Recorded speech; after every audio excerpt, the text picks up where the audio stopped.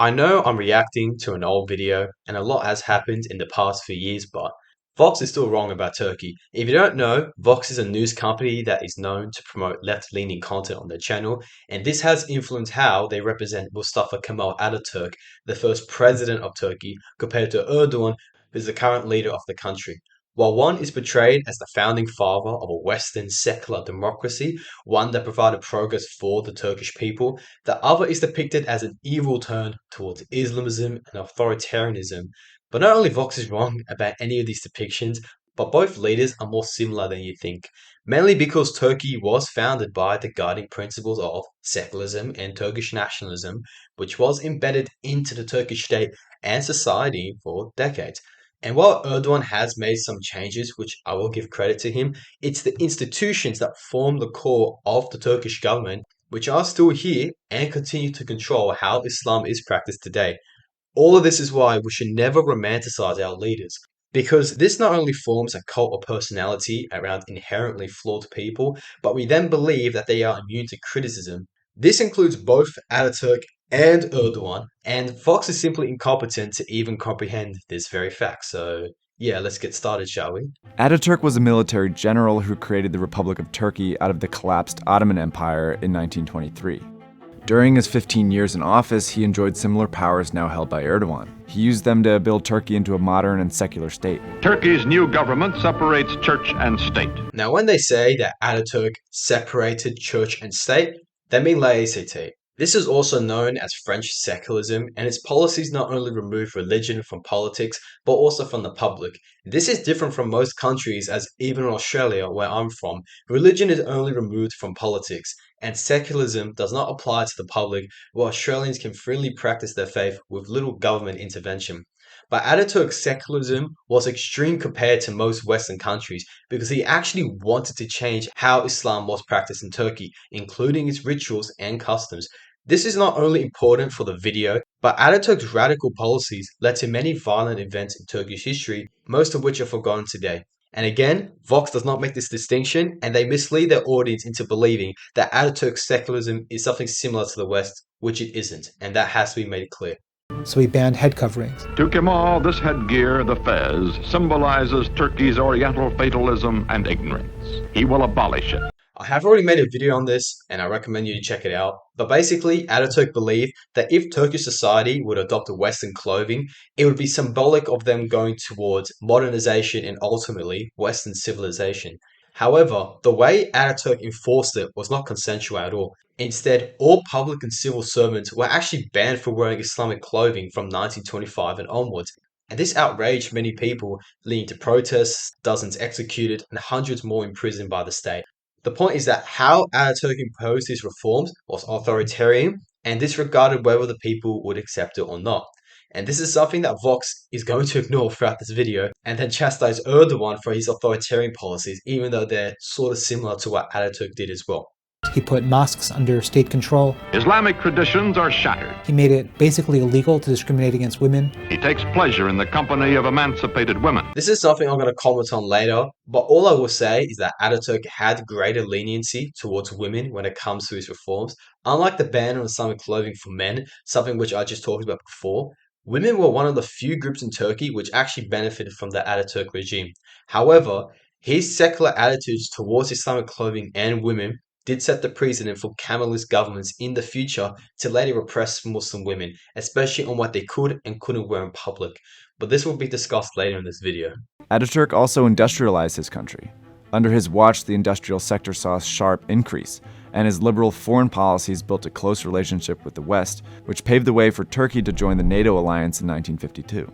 We know that Ataturk succeeded because for decades it was a modern, secular Western country like he wanted it to be. Turkey may be on paper a quote Western secular democracy, but historically that has not been true. I'm going to repeat this throughout this video that Turkey was only a democracy for the people who aligned with Ataturk's vision. If you tolerated a homogeneous Turkish identity, accepted state secularism, and embraced Western values, Turkey truly benefited you. And that is why many secular Turks adore Ataturk as someone who gave them a secular democratic state. However, democracy was only to those that assimilated into the secular and Turkish identity. This is important because Turkey contained many groups that did not align with Ataturk's nationalist vision, including religious Muslims and ethnic minorities, and forcing assimilation by the state, especially to those with distinct customs and cultures practiced for over 1,000 years. Resentment towards the government grew. It led to many instances of violence and brutality from the Ataturk regime, many which are also forgotten by the West.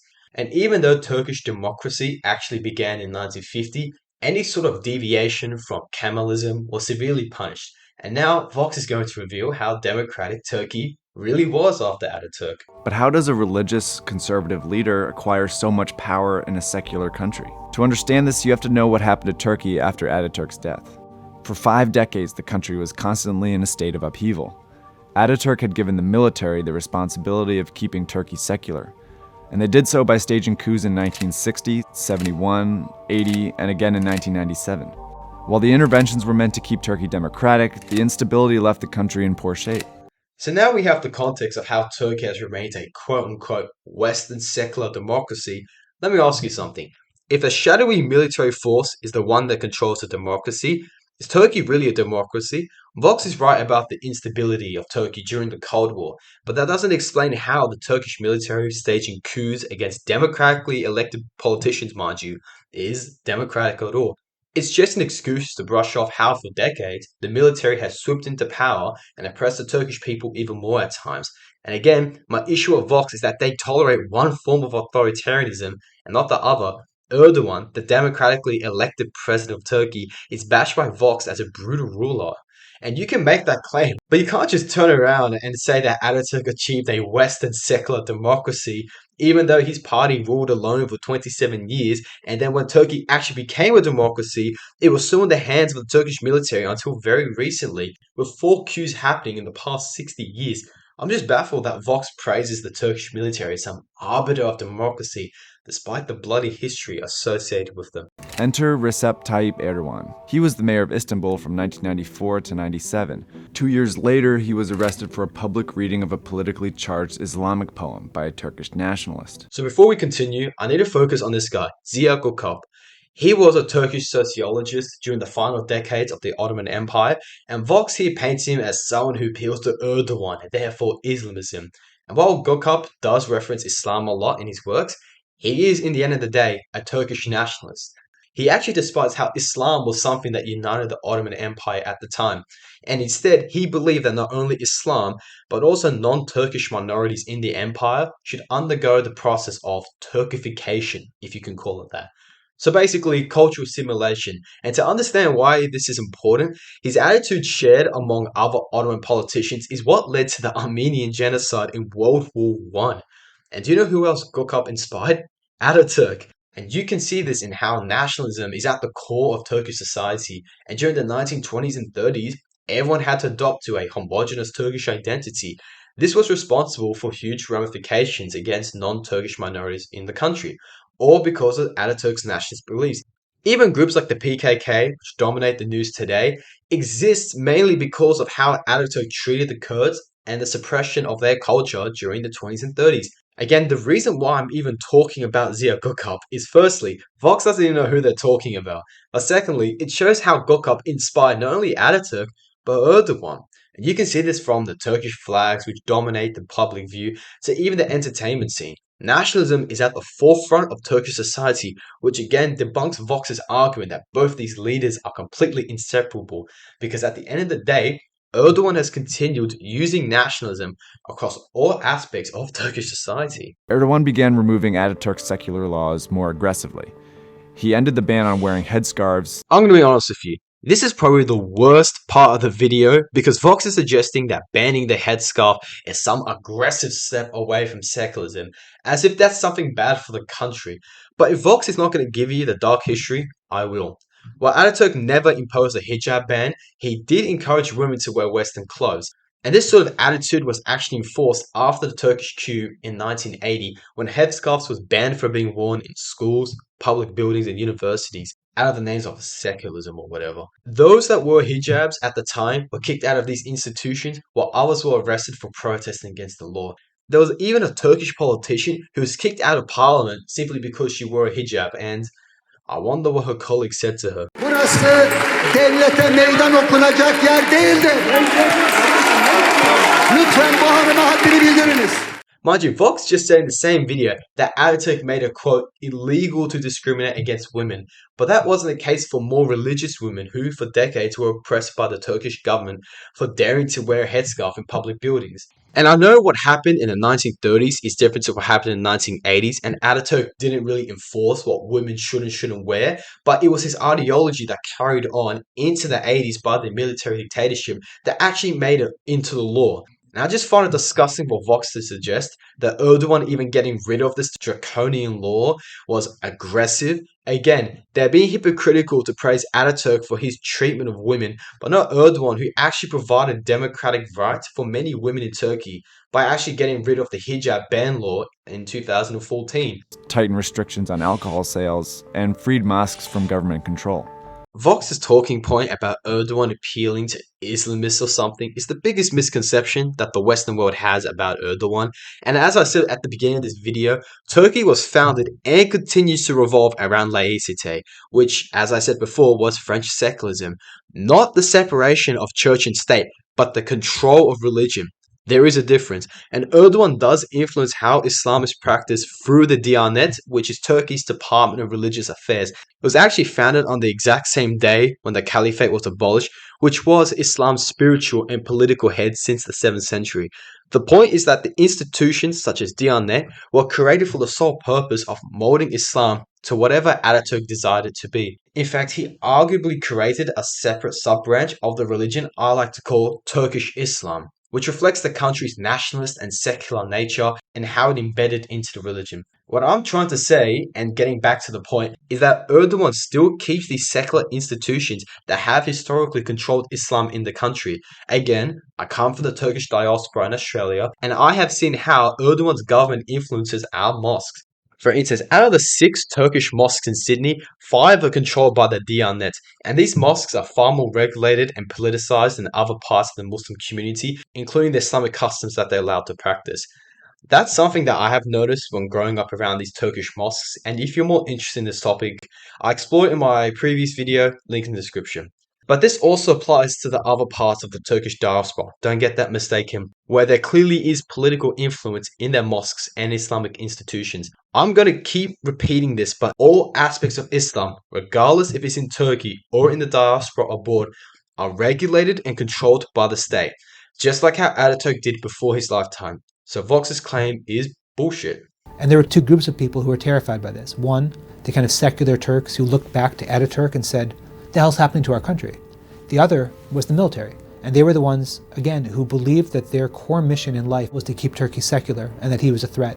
When it comes to secular Turks, Vox is sort of right, especially those from the coastal regions of Turkey. Many despise Erdogan for his supposed turn to Islamism, but as I've discussed before, that's not really true. Not only that, but I also know close relatives of mine, the same people who adore Ataturk and defend him against any criticism, who then turn around and say that Erdogan is working in the best interests of Turkey. It's anecdotal, so take that for what you will, but I find it hard to believe that half of Turkey is supposed progressive and the other half are supposed hardcore Islamist. Unlike what Vox is claiming, Turkey is far more politically nuanced than other countries. The AK party is currently in a coalition with far-right nationalist parties, while there are even some Islamic parties that oppose Erdogan. The point is that supporters and opposition to Erdogan are very mixed, and again, Vox is just misleading you on that part. I also can't believe that Vox just said that the military is also against Erdogan. If you look at the 2016 coup attempt, which is what they talk about next, it was only supported by 10,000 soldiers and 1/3 of Turkey's military high command.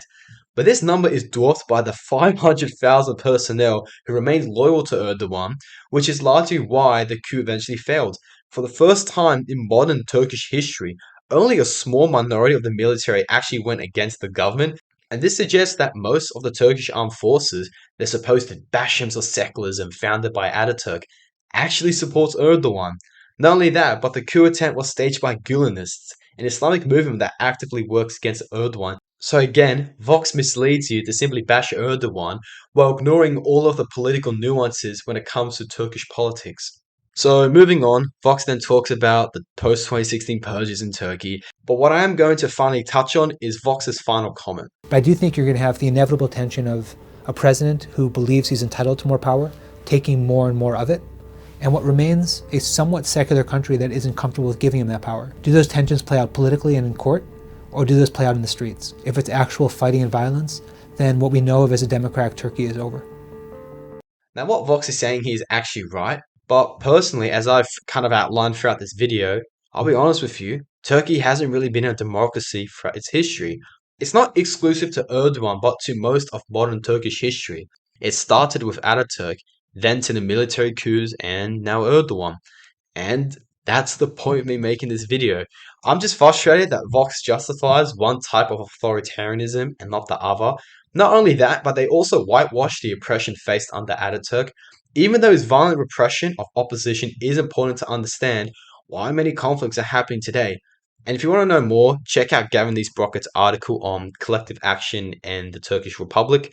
It's a good read, but again, what I'm trying to say is that Ataturk is not the benevolent leader that most people remember him today. And while he did some good, especially during the Turkish War of Independence, his legacy is overly romanticized, especially from those who benefited during Ataturk's regime, which shapes the history and the construction of Ataturk's legacy. Meanwhile, Erdogan still maintains the status quo of what Ataturk founded, a secular Turkish state, and again, Vox is not really talking about that at all and instead bashing him. I'm going to give Erdogan credit for the good changes that he did make, but he still appeals to Turkish nationalism while controlling Islam through the powers of the state, just like Ataturk. And this is why I despise Vox's video. If you're going to have bias, at least be honest with it. Yeah, they talked about some of the good that Erdogan did during, the 2000s, but most of the criticisms against him also apply to Ataturk, all of which they completely neglected, by the way. At the end of the day, Ataturk, Erdogan, any figure in human history should never be glorified. In doing so, we put these people into the position of being worshipped, believing that they are invincible to criticism or something. But unfortunately, Vox does the exact same thing in how they discuss Ataturk compared to Erdogan, and they misled you.